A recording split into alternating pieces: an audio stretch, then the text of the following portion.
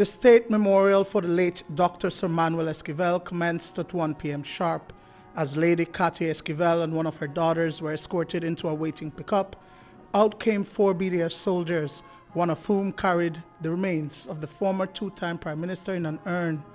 As the national anthem was played by the BDF band, it was a solemn moment as residents stood watch while his children and grandchildren walked behind them.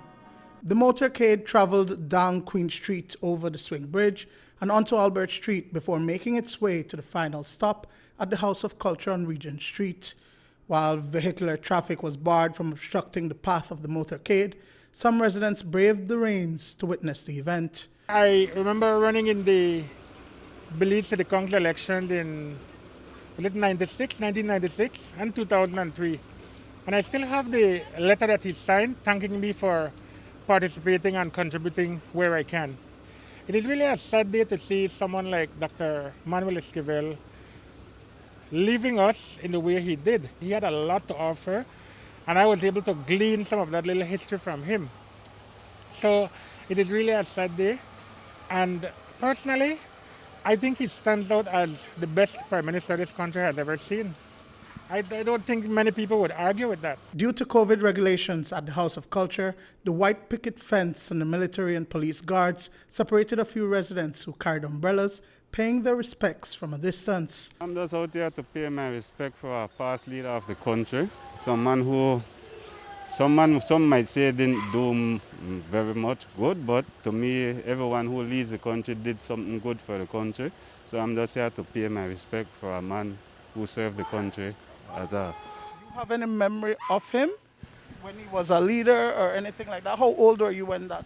Well, I would say I was a young boy. I was early teenager, I would say.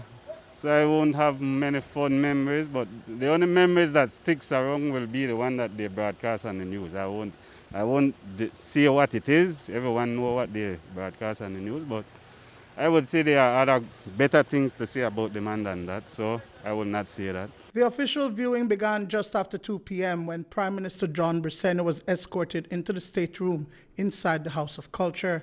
The media wasn't allowed to enter the compound, but we did manage to capture the arrivals. Leader of the opposition, Shine Barrow, was also among the list of government officials to attend. He did not want a funeral. He wanted a celebration with musicians. So that we have in common. I being a musician and very passionate for the fine arts. And what I contemplate about Sir Dr. Esquivel, as I had said in my Facebook post, was his prudent and collective governance. In speaking to people who were there in that era, one of the things that is most noteworthy about his leadership is the fact that he did not do things for individuals, but he did things for the collective. So it was never about a quid pro quo as much as it was about the nation and having systematic impact, collective impact.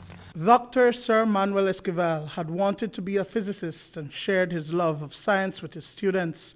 He later got involved in politics and went on to become Prime Minister in 1984 and then again in 1993.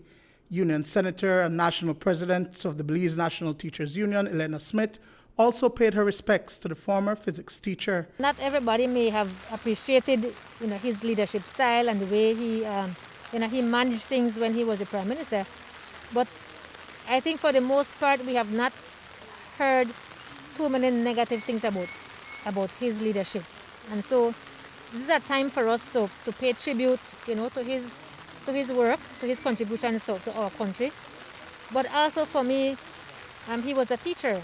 And so for me as a teacher, as a leader of the Teachers Union, I thought it was fitting for me to be here, not just as a parliamentarian, but also in my role as a teacher and as a union leader as well. Having had a teacher, rise up to that rank, it is our hope, and I hope it's the hope of our younger teachers, that one day, I may be too old for that now, but there must be somebody in the profession who may have that kind of an aspiration and can one day also become the prime minister of our country. Duane Moody for News 5.